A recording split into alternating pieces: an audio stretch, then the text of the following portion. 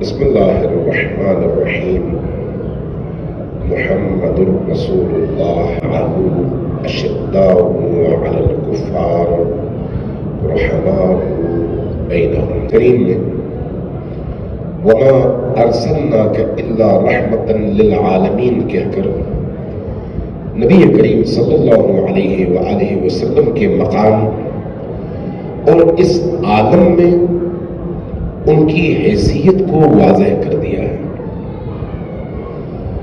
جب ہم اللہ کی ان دو صفات پر غور کرتے ہیں، رحمانیت اور رحیمیت پر، تو دونوں میں رحمت موجود ہے۔ رحمان کا دائرہ وسیع ہے اور رحیم کا دائرہ مختصر۔ میں اس تفصیل میں نہیں جاتا، لیکن ایک بات بڑی عجیب ہے کہ اللہ کے اگر 1000 اسماء ہیں اور ہر اسم کائنات میں موجود مخلوق تک افاضے کے لیے ہے، تو وہ افاضہ تب تک نہیں ہوتا جب تک وہ صاحب رحمت نہ ہو۔ اس لیے ان تمام اسماء کے ذریعے سے مخلوق کو افاضہ تب ہوگا جب وہ صاحب رحمت ہو، چاہے رحمانی رحمت ہو یا رحیمی رحمت۔ اور اللہ تبارک و تعالیٰ نے اس پورے عالم کی ہر ضرورت کو اسی صفت رحمت کے ذریعے سے پورا کیا ہے۔ رحمت کے حوالے سے علماء، مفسرین اور صاحبان لغت یہ بیان کرتے ہیں کہ اس کیفیت کا نام ہے جس میں سامنے والے کی ضرورت کی ہر چیز اس کو فراہم کی جائے، یہ ہے رحمت۔ اس لیے ماں کو بھی صاحب رحمت کہا جاتا ہے کہ اپنی زندگی کا نچوڑ وہ اپنی اولاد کو پیش کرتی ہے، خود چاہے کسی بھی مشکل کا شکار۔ اللہ تبارک و تعالیٰ نے جو رحمان ہے اور رحیم ہے، نبی کریم کو دنیا اور آخرت دونوں میں رحمتاً للعالمین قرار دے کر ہم سب کو یہ بتا دیا کہ اس کائنات کا ہر ذرہ، تمام مخلوقات تک جو بھی فیض پہنچتا ہے نبی کریم کے ذریعے سے پہنچتا ہے، چاہے اس دنیا میں چاہے اس دنیا میں۔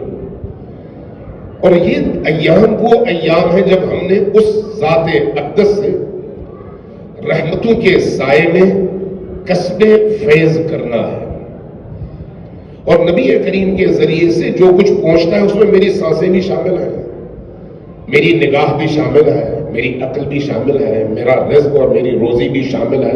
جو کچھ میری زندگی کی ضرورتیں ہیں، چاہے میں شعوری طور پر وہ ضرورتیں اللہ سے طلب کروں یا نہ کروں، وہ ساری کی ساری چیزیں اگر پہنچ رہی ہیں تو ذات محمد کے ذریعے سے پہنچ رہی ہے۔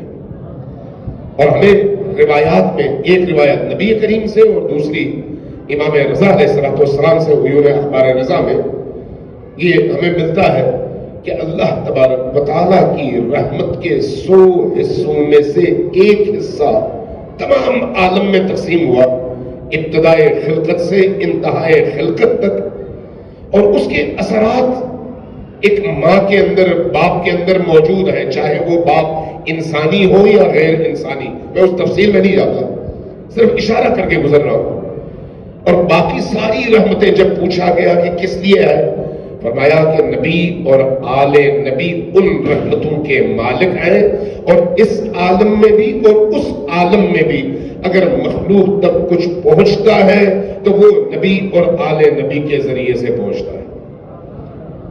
یہ وہ ہستیاں ہیں جن کی آمد کی آج شب ہم یہاں پر یاد منا رہے ہیں اور ان کو یاد کر رہے ہیں، چونکہ عنوان نمونے کے عمل سے، نمونے کے حوالے سے ہے، اور وہ بھی استقامت کے میدان میں، مبارزے کے میدان میں۔ لہذا اس حوالے سے چند جملے میں آپ کی خدمت میں عرض کروں کہ نبی کریم کی ذات بھی اور باقی ائمہ کی ذات بھی ہر حوالے اور ہر لحاظ سے ظاہر ہے ہمارے لیے نمونہ۔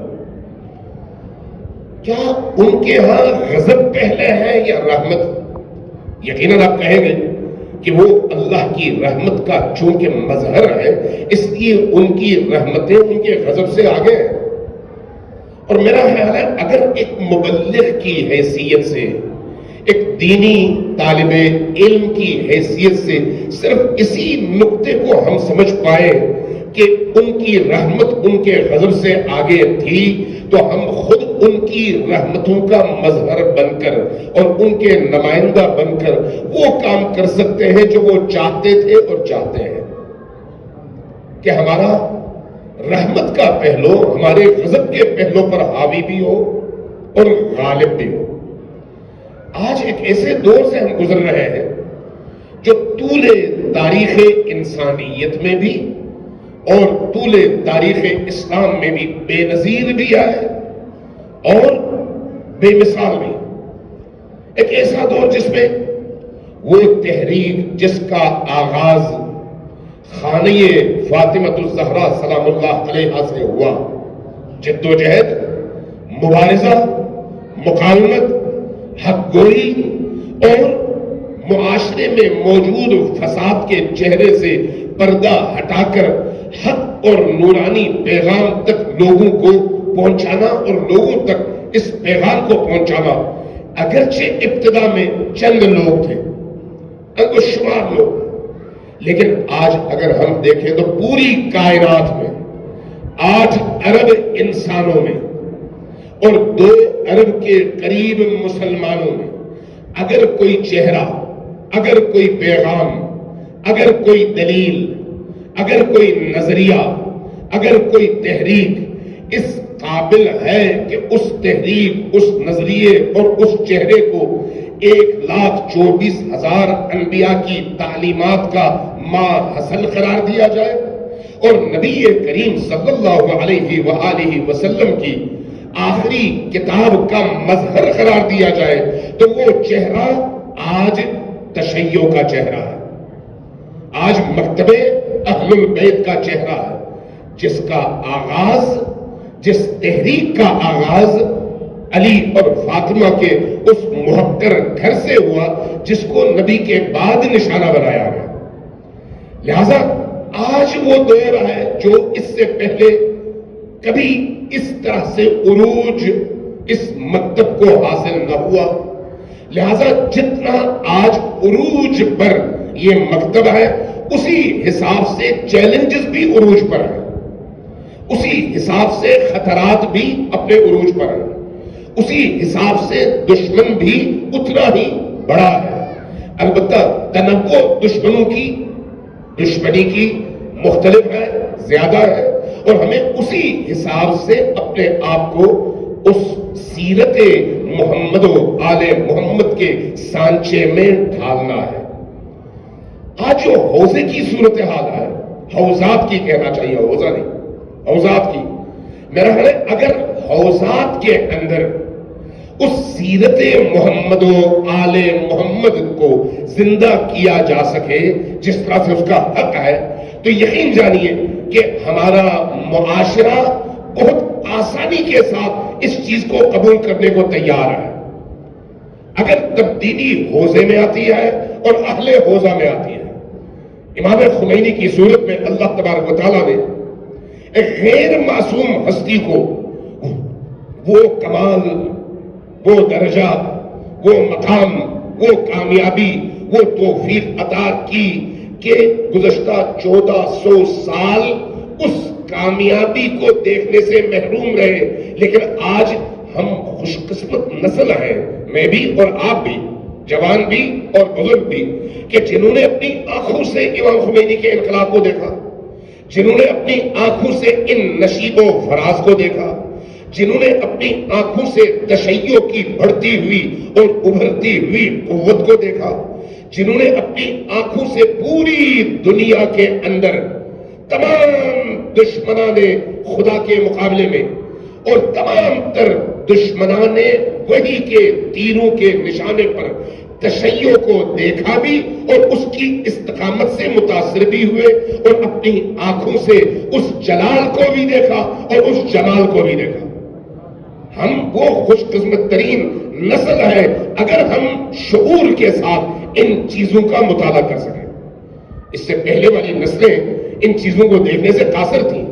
اس کے بعد والی نسلیں ہو سکتا ہے کتابوں میں پڑھیں، لیکن ہم نے اپنی آنکھوں سے تبس کو دیکھا، ہم نے اپنی آنکھوں سے ایران اور عراق کے جنگ کو دیکھا، ہم نے اپنی آنکھوں سے حزب اللہ کی کامیابیوں کو دیکھا، ہم نے اپنی آنکھوں سے اسرائیل کو ہر میدان میں شکست کھاتے ہوئے دیکھا، ہم نے اپنی آنکھوں سے عالمی استقبال کے 2 بلاکس کو کمزور سے کمزور تر ہوتے ہوئے دیکھا، ہم نے اپنی آنکھوں سے امریکہ کو، یورپ کو ذلیل اور خوار ہوتے ہوئے دیکھا، ہم نے اپنی آنکھوں سے ان 12 ایام کی جنگ میں ایک محدود اور فئیہ قلیلہ کے ہاتھوں پوری دنیا پر حاکم استکباری اور سرمایہ دارانہ نظام کو اپنے تمام تر ٹیکنالوجی اور طاقت کے باوجود شکست کھاتے ہوئے، ذلیل ہوتے ہوئے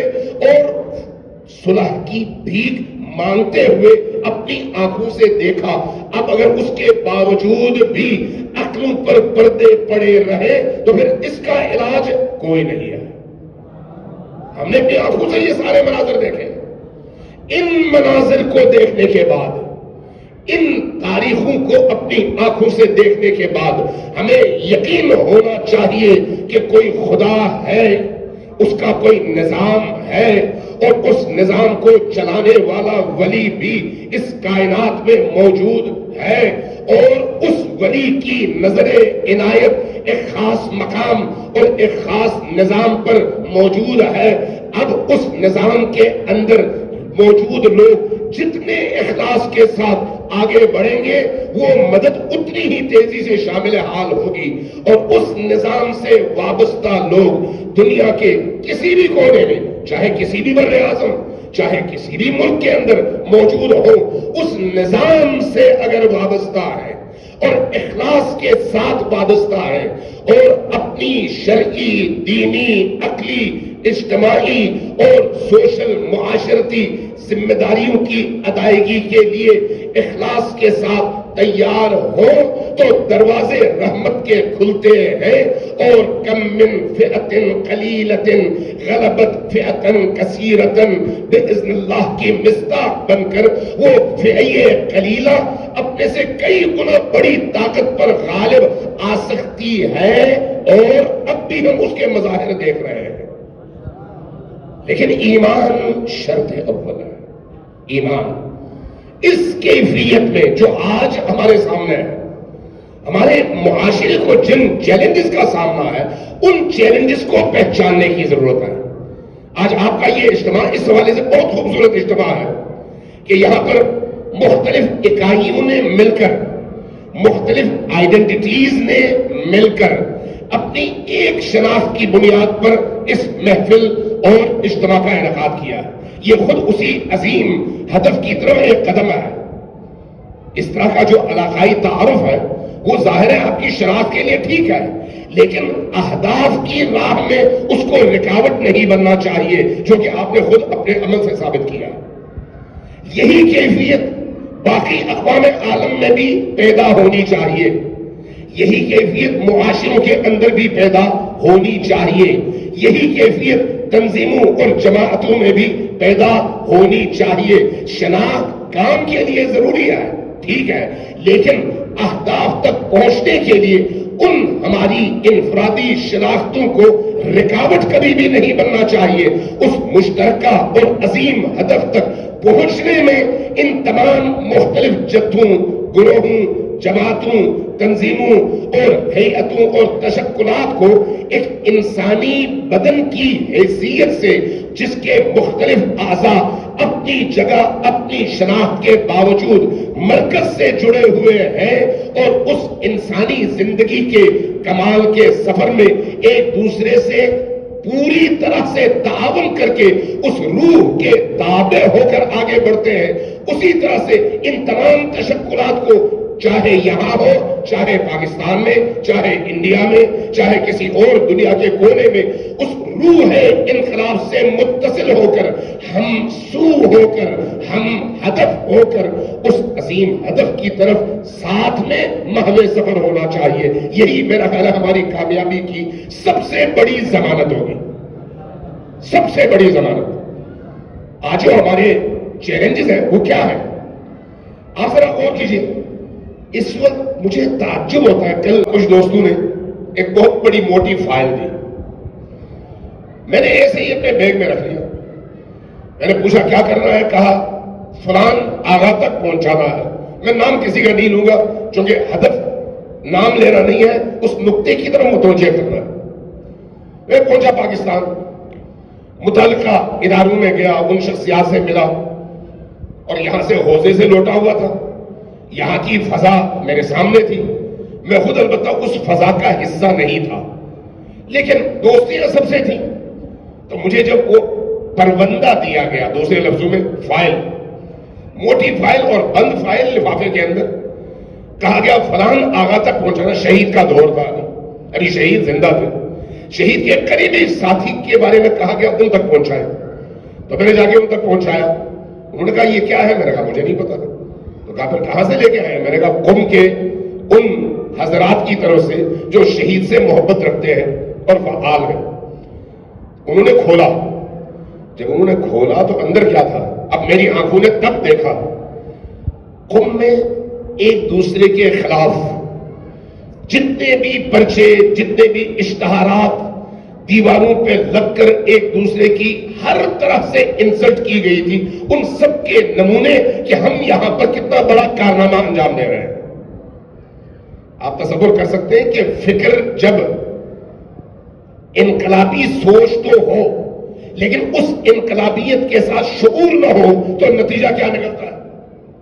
وہ بزرگوار جن تک میں نے یہ پہنچایا تھا، جب انہوں نے یہ کھولا تو مجھے خود اندر سے شرمندگی محسوس ہو رہی تھی کہ میں کیا لے کر آ رہا ہوں یہاں پر۔ اور انہوں نے بھی کہا کہ اچھا حوضے میں یہ ہوتا ہے، یہ شہید کے دور کی بات ہے۔ انقلابی ہونا اپنی جگہ، لیکن اس انقلابیت کے ساتھ باشعور ہونا زیادہ ضروری ہے۔ صرف انقلابی ہونا نہیں، انقلابی ہونا ایک جذباتی کیفیت ضرور ہے، لیکن اگر اس کے ساتھ شعور نہ ہو تو پھر وہی انقلابیت اپنے گلے پڑ جاتی ہے۔ لیکن اگر شعور ہو اور انقلابی نہ ہو تو پھر یہ بھی ایک مصیبت ہے۔ اس کے نتیجے میں پھر انسان ہر معاملے میں مصلحت پسندیوں کا شکار رہتا ہے، ہر معاملے میں صحیح اور سقیم کی جگہ یہ دیکھتا ہے کس میں میرا فائدہ زیادہ ہے، اس شعور کو وہاں پر استعمال کرتا ہے۔ اس وقت جو پاکستان کی صورتحال ہے، اس صورتحال میں ہماری اس طرح کی کیفیات نے ہمیں زیادہ نقصان پہنچایا ہے دشمن کی نسبت سے۔ اس کے بعد اوقات میں چونکہ کثیر السفر ہوں اور ہمیشہ سفر میں رہتا ہوں، ہر روز کسی نئے ضلع میں، کسی نئی تحصیل میں، جہاں پر بھی جاتا ہوں وہاں پر جب حلقے جمع ہو جاتے ہیں، دوست جمع ہو جاتے ہیں تو کہتے ہیں بھئی اتحاد کیوں نہیں ہوتا، اتفاق کیوں نہیں ہوتا، یہ مل کر کوئی جد و جہد کیوں نہیں کرتے؟ تو میں ان سے مزاحن نہیں سنجیدگی کے ساتھ کہتا ہوں کہ آپ دعا کریں کہ 2-4 اور سپاہ صحابہ اور لشکر جنگی جیسے گروپس پیدا ہو جائیں، تاکہ یہ لوگ جب مل کر مقابلے میں آئیں تو پھر ہمارے اندر وہ جذباتی کیفیت پیدا ہو جو ہمیں یکجا کر سکے۔ آسودگی ہمیں تقسیم کرتی ہے، شعور کے ساتھ اگر انقلابیت ہو تو پھر وہ ہمیں تقسیم ہونے سے بچاتی ہے۔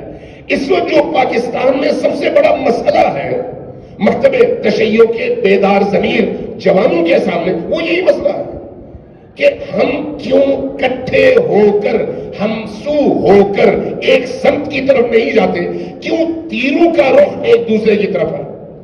زیادتیاں بھی ہیں، انحرافات بھی ہیں، ایک دوسرے کے خلاف محاذ آرائیاں بھی ہیں، کہیں پر خاموشی ہوتی ہے تو کہیں اور سے ایک اور پتھر آ جاتا ہے اور نتیجتاً پھر ایک کھلبلی مچ جاتی ہے۔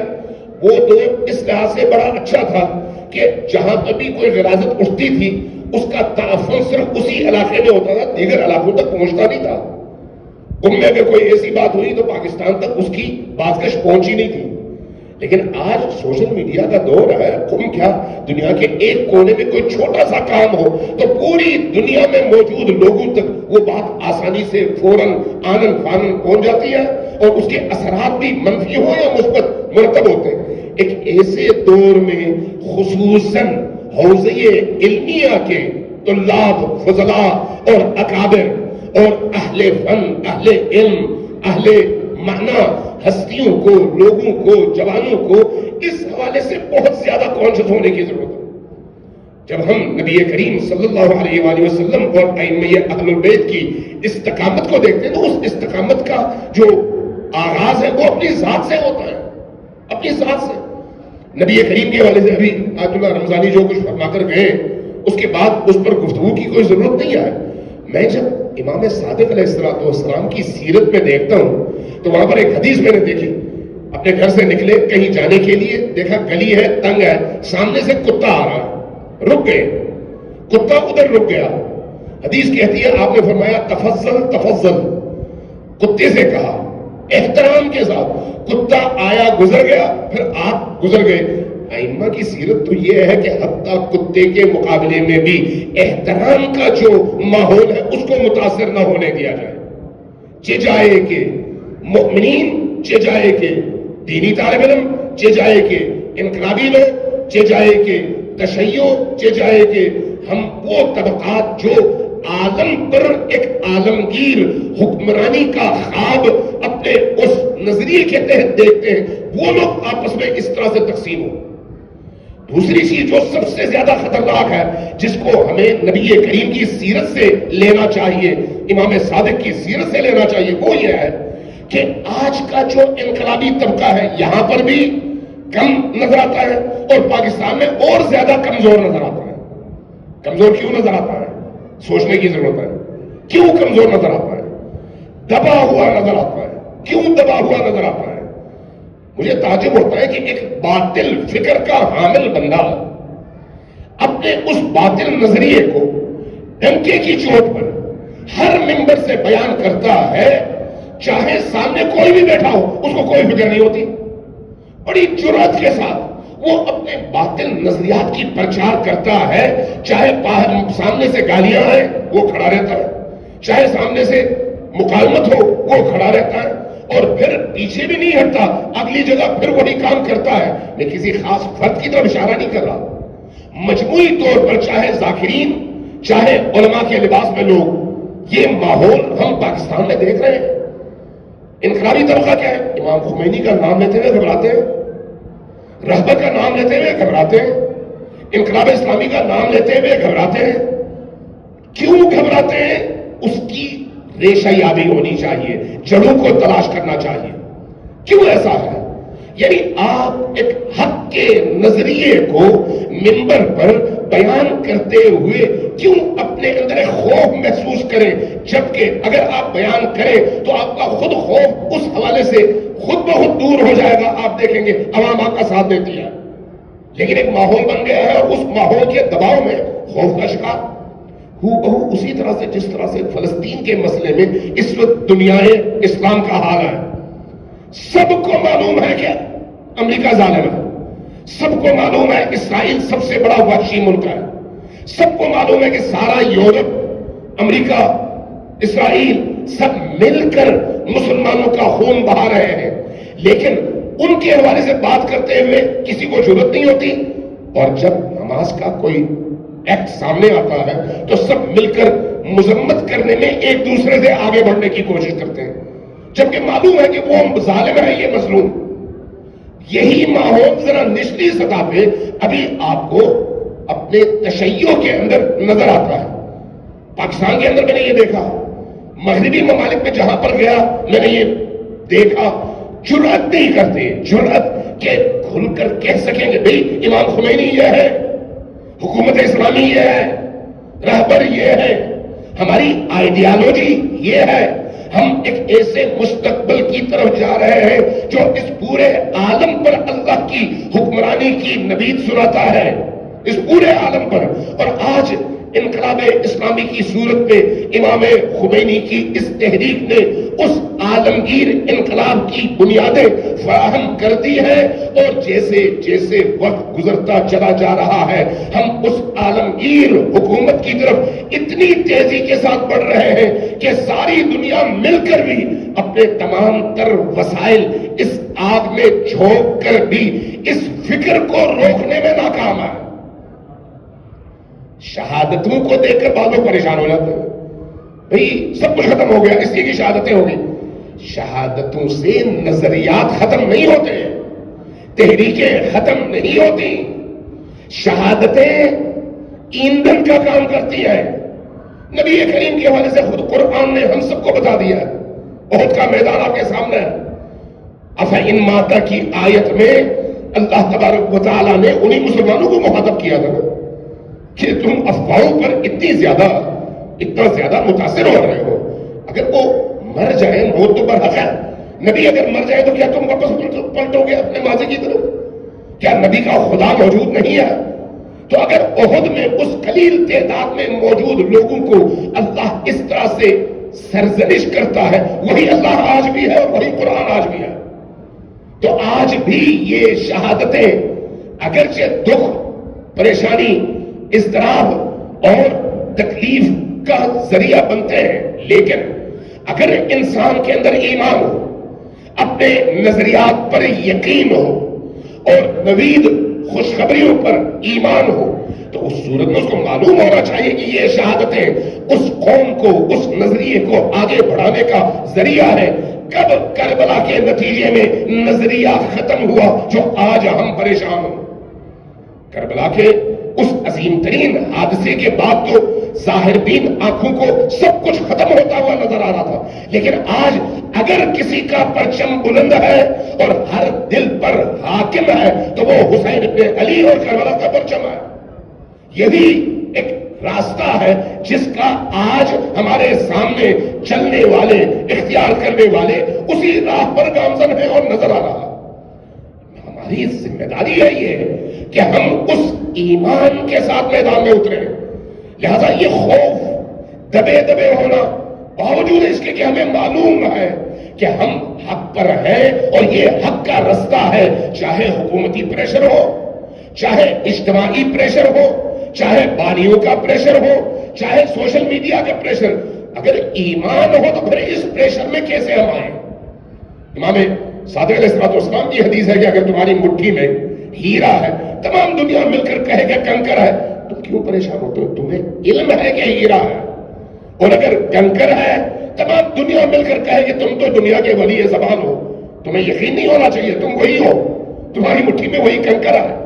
ہمیں معلوم ہے کہ یہ جو انقلاب ہے، یہ جو حکومت اسلامی ہے، یہ امام زمان کی اس عالمگیر حکومت کی بنیاد بھی ہے، اس کی اساس بھی ہے، اور اس کی طرف ہم بڑی تیزی کے ساتھ سفر بھی کر رہے ہیں۔ خون بہے گا، لوگ شہید ہوں گے، تباہیاں ہوں گی، لیکن اس کے نتیجے میں کاروان رکے گا نہیں، آگے بڑھے گا۔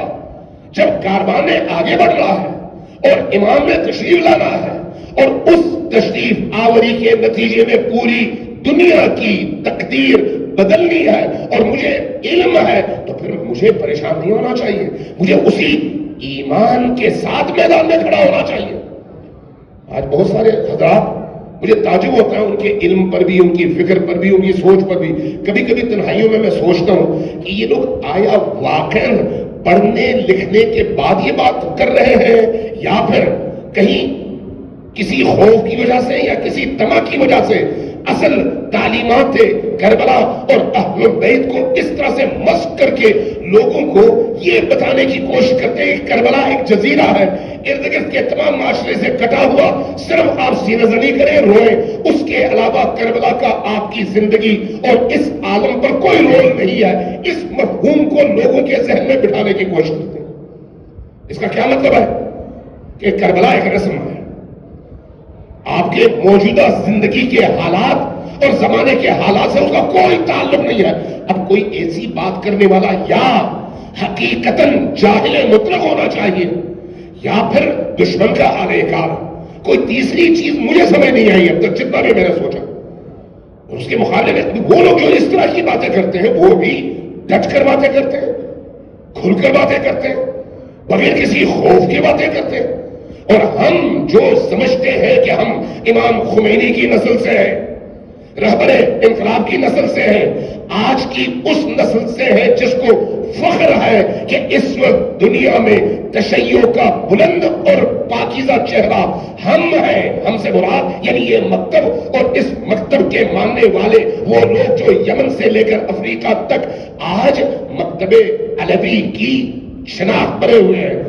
ہم اس کے باوجود خوف کا شکار ہوں، مصلحتوں کا شکار ہوں، بولتے ہوئے گھبرائیں اور سوچیں کہ کہیں ہمارا ممبر متاثر نہ ہو، کہیں یہ متاثر نہ ہو، کہیں وہ متاثر نہ ہو. نہیں، میں نے یہ تجربہ کیا، میں اپنا ذاتی تجربہ عرض کر رہا ہوں آپ سے. متعدد جگہوں میں، حتیٰ جنوبی پنجاب میں، حتیٰ ملنگو کے اڈے میں، حتیٰ یہ جو لوگ شہادت ثالثہ پڑھتے ہیں اور اس کو نہ پڑھنے والے کو عجیب و غریب قسم کے القابات سے نوازتے ہیں، ان کے مرکز میں جا کر جو مجھے دعوت ملی تو میں نے شرط رکھی کہ پھر میں کھل کے بات کروں گا.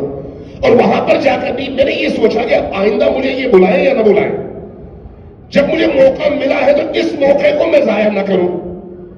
یقین جانیں، خدا گواہ ہے، آج کی اس رات کے صاحب اور مالک گواہ ہے، جہاں بھی میں نے اس طرح سے اس مجلس کو اپنی آخری مجلس سمجھ کر گفتگو کی ہے، وہاں پر مجھے بعد میں قطار اور لائن میں دعوتیں آئیں کہ آپ ضرور آئیں، دوبارہ گفتگو کریں.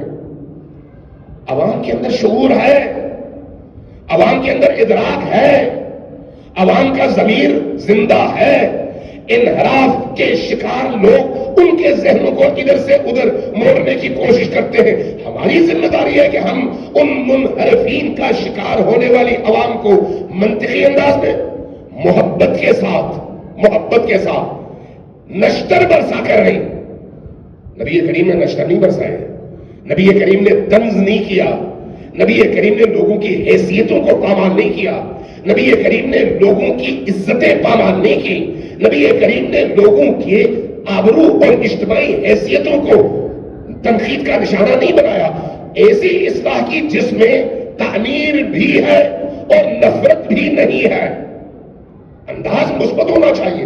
اگر مثبت انداز میں وہی بات آپ اہل سنت کے درمیان کریں، مثبت انداز میں وہی بات حتیٰ آپ دیوبندیوں کے درمیان میں کریں، مثبت بات اسی انداز میں جو انداز نبی کریم اور ائمہ اہل البیت کا ہے، آپ اگر حتیٰ اہل حدیث وہابیت کے درمیان میں کریں، میں اپنے تجربے کی بنیاد پر کہہ رہا ہوں کہ کہیں پر بھی مجھے کوئی ایسے رد عمل کا سامنا نہیں کرنا پڑا جو میرے لیے شرمندگی کا باعث ہو.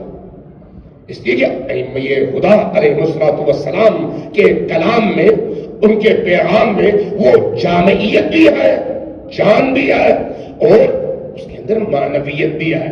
ہاں، نکلم الناس بقدر عقولہم. جب ائمہ لوگوں کی عقلوں کے مطابق بات کرتے ہیں تو آپ بچوں کے درمیان بیٹھ کر درس خارج والی بات نہ کریں. وہاں پر پھر خیال رکھیں کہ کس سے کون سی بات ہم نے کرنی ہے.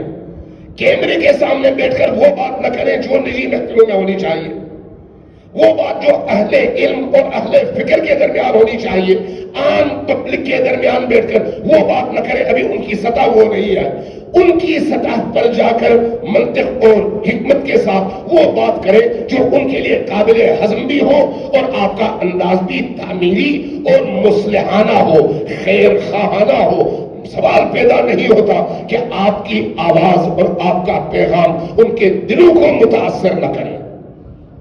یہ ایک مبلغ کی حیثیت سے، ایک اللہ کے اس محبوب ولی امام حسین علیہ السلام کے ایک ادنا ذاکر کی حیثیت سے ہم سب کی ذمہ داری بنتی ہے کہ ان نکات کی طرف ہم توجہ دیں. ہمیں مقاومت کے اس میدان میں کربلا کو عصر حاضر کے کربلا کے ساتھ لے کر چلنے کی ضرورت ہے، اور اختلافی نکات کو جس کے نتیجے میں جوان منحرف ہوتا ہے. جب اوپر اختلاف ہو، اوپر فرض کرے دو جملوں کے ذریعے سے ہی منفی باتوں کا تبادلہ ہو تو نیچے بدترین گالیوں تک نوبت پہنچتی ہے. یہ ہمیشہ انسانی معاشروں کا المیہ رہا. اس لیے اوپر کی سطح پہ، علماء کی سطح پہ، دانشوروں کی سطح پہ، اہل علم کی سطح پہ، اہل منبر کی سطح پہ وہ احتیاط ضروری ہے کہ کوئی ایسی بات، ایسا جملہ، ایسا کلام جو حقیقتاً نچلے طبقے کو ایک دوسرے کے مقابلے میں کھڑا کرے، ہماری زبانوں سے نہ نکلے۔ اگر ایسا ہوا اور ہم نے مثبت انداز میں اسی پیغام کو لوگوں تک پہنچانے کی کوشش کی، یقین جانیے کہ آج کا دور آپ کا دور ہے، کسی اور کا دور نہیں ہے۔ یہ دور آپ کا دور ہے۔ آپ اس وقت غالب ہے، اس لیے کہ آپ کی فکر غالب ہے۔ اس فکر کو قبول کرنے کے لیے معاشرہ آمادہ ہے۔ وہ معاشرہ صرف شیعی معاشرہ نہیں ہے، تمام معاشرے آمادہ ہیں۔ کسی بھی حلقے میں آپ چلے جائیں، اس وقت آپ سر اٹھا کر بات کر سکتے ہیں کہ میں شیعی علی ہوں اور عصر حاضر میں میرا لیڈر خامنئی رہبر ہے۔ آپ فخر کے ساتھ یہ بات کر سکتے ہیں، اس لیے کہ آج وہ دور ہے جس میں یہ چہرہ نمایاں ہو کر سامنے آیا ہے۔ لہذا نبی کریم صلی اللہ علیہ وآلہ وسلم کی سیرت سے اور اہل بیت کی سیرت سے ہم نے اگر بقول ایرانیوں کے الگو برداری کرنی ہے، اسوہ حسنہ ڈھونڈنا ہے، تو اپنی پریکٹیکل لائف کے لیے ہمیں ڈھونڈنا چاہیے کہ ہم کس طرح سے اپنی ذمہ داریاں نبھائیں۔ اور ہمارے علماء، ہمارے کم از کم برصغیر کے لوگ تاریخ کے معنی میں لیتے ہیں سیرت، یعنی نبی کریم کی سیرت یا ائمہ اہل بیت کی سیرت، یعنی ان کی روش، کیسے وہ کوئی کام انجام دیتے تھے اور اس کام کی انجام دہی میں ان کا ہدف کیا ہوتا تھا اور اس کام کے اندر حکمت کیا ہوتی تھی اور اس کام کے انجام دینے کی روش اور طریقہ کار کیا ہوتا تھا۔ یہ ان کی سیرت کا بیان ہے۔ اگر ہم ائمہ اہل البیت کے ہر عمل میں موجود ان کے سیرت کے ان پہلوؤں کو سمجھنا اور بیان کرنا شروع کر دیں اور خود اپنے اندر جذب کرنا شروع کر دیں، تو یقین جانیں ہماری زندگیاں نہیں، لوگوں کی زندگیاں تبدیل ہوں گی۔ لوگ اس وقت حقیقتاً تشنا ہے، حقیقتاً لوگوں کے اندر ایک پیاس ہے۔ ان کو پلیٹ فارم چاہیے، ان کو فکری خوراک چاہیے، ان کو ہدایت کے لیے نمونے چاہیے، ان کو نئی باتیں چاہیے، ان کو عصر حاضر کے سوالات کے جوابات چاہیے، ان کو آج کے جو فکری چیلنجز ہیں، چاہے وہ ایتھزم کی طرف سے ہے، دہریوں کی طرف سے ہے، یا لامذہبوں کی طرف سے ہے، یا دیگر ادیان و مسالک و مذاہب کی طرف سے اعتراضات ہیں، ان کے جوابات چاہیے، لیکن کیسے؟ منطقی انداز میں، اخلاقیات کے دائرے میں، اور وہ جو حکمت آمیز انداز ائمہ اطہار کا رہا ہے اس انداز میں ڈھلا ہوا۔ اگر ہم آج کے معاشرے میں موجود اپنے اس وقت سے جو ہمارے پاس اس وقت ہے، جو اس وقت آپ کے پاس ہے، اگر یہ استفادہ کر سکیں تو یقین جانیں ہمیں اللہ بہت زیادہ توفیقات عطا فرمائے گا۔ ایک نقطہ بس عرض کر کے اپنی گفتگو ختم کرتا ہوں۔ 85 میں آیا تھا حکم، جب میں یہاں پر آیا تو جب پہلا دن میرا تھا تو بعض علماء کو میں نے دیکھا، واقعی ان کی داڑھیوں سے، ان کی امامے سے، ان کی ظاہری وضاحت سے میں بڑا متاثر ہوا۔ بڑے خوبصورت، بڑے عجیب، بڑے حسین اور بڑی شخصیت لگ رہے ہیں۔ جس دن میں حوضہ چھوڑ کر جا رہا تھا وہ وہیں پر کھڑے تھے، اس کے بھی تقریباً کوئی 20 سال بعد جب میں آیا تو وہ وہیں پر کھڑے تھے۔ تو میں نے پھر ان بعض بزرگواروں سے کہا کہ وہ جو حدیث تھی اطلب العلم من المہد الی اللحد، اس پر آپ عمل کر رہے ہیں کہ آپ مرتے دم تک یہیں پر رہیں۔ دیکھیں ہمارا ہدف مرتے دم تک یہاں پر رہنا نہیں ہے، ہم نے بہرحال یا مجتہد بننا ہے یا مبلغ۔ جنہوں نے مجتہد بننا ہے ان کے لیے ٹھیک ہے، وہ بیٹھ کر وہ جو روش ہے حوضے کی اس کے مطابق پڑھائے اور اس کو جاری رکھیں، لیکن اگر 2,500-3 ہزار فضلاء ہیں تو ان میں سے کتنے لوگ اس طرح کے ہیں؟ باقی لوگوں نے کیا کرنا ہے؟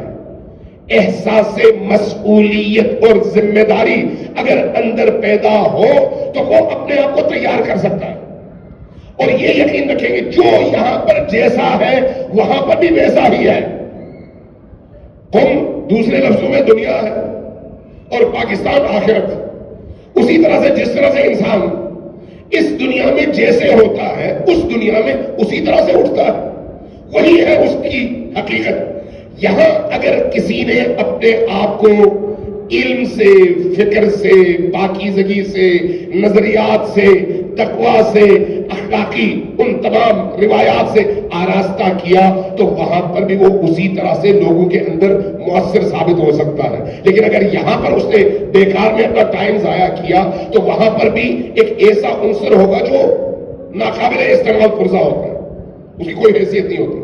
ادھر سے کسی نے لات ماری ادھر، ادھر سے لات ماری ادھر، ہمیشہ مہاجر نہیں. اس وقت آپ بہشت میں ہیں، حقیقتاً بہشت میں ہیں، ہر لحاظ سے بہشت میں ہیں، عمر کے لحاظ سے بھی، چونکہ ابھی میں دیکھ رہا ہوں چند ایک ہمارے بزرگوں کے علاوہ باقی سارے جوان ہیں یہاں پر. یہ جو جوان ہیں ان کو اللہ تبارک و تعالیٰ نے ایک بہشتی زندگی عطا کی ہے، یہاں پر تمام نعمتیں موجود ہیں. میں ایک دفعہ مولانا صفد نجوی مرحوم اللہ مقام و شریف، ان کی جب کبھی وہ پاکستان سے آتے تھے یہاں پر تو مجھے شوق تھا بزرگوں کی خدمت میں پہنچنے کا، میں ان کی خدمت میں جایا کرتا تھا ان کے گھر. ایک دفعہ میں گیا تو میں نے ایسے ہی سوالات کیے تو ان کو سب سے بڑا گھلا یہ ہوتا تھا کہ یہاں کے طالب علم پڑھتے نہیں ہیں. میں نے کہا وہ کیسے آپ نے اندازہ لگایا کہ پڑھتے نہیں ہیں؟ کہ کئی طالب علموں سے میں نے پوچھا کیا پڑھ رہے ہو؟ کہا فلان کتاب. تو میں نے ان سے پوچھا پچھلی دفعہ بھی جب میں نے پوچھا تھا تو تم نے یہی کہا تھا، اتنے عرصے میں تم نے آگے کیوں نہیں سفر کیا؟ تو مجھے جواب ملتا ہے پڑھنے کا موقع ہی نہیں ملتا. تو جس طالب علم کو حوزے علمیہ میں پڑھنے کا موقع نہیں ملتا وہ مرتے دم تک کام بھی نہیں کر سکتا. یہ آپ کے پاس اور ہمارے پاس ایک موقع ہے جس کو ہم بھرپور طور پر استعمال کر سکتے ہیں اپنی شخصیت کی تکمیل کے لیے. اللہ تبارک و تعالیٰ سے اس دعا کے ساتھ کہ اللہ ہمیں جو کچھ ہم کہتے ہیں، سنتے ہیں، پڑھتے ہیں اس پر عمل کرنے کی تو باطن کو نورانی فرمائے.